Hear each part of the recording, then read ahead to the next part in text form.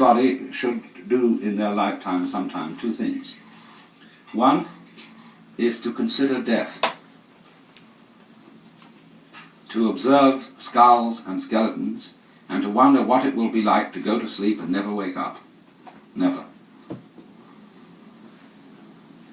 That is a very gloomy thing for contemplation, but it's like manure.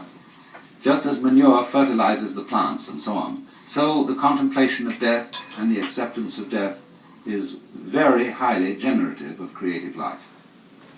You get wonderful things out of that. And the other thing to contemplate is to follow the possibility of the idea that you are totally selfish. That you don't have a good thing to be said for you at all. You are a complete, utter rascal.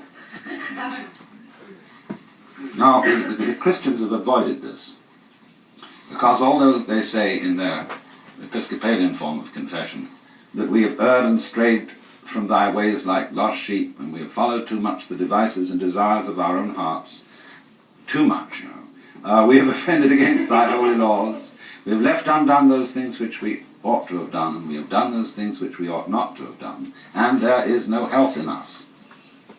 But it ought to be different. And we're going to do our best to amend with the help of God's grace. And that is a real con act.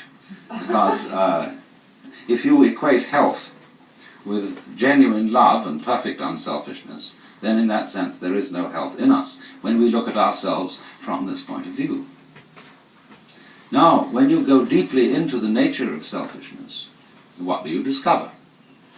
You say, I love myself, I seek my own advantage.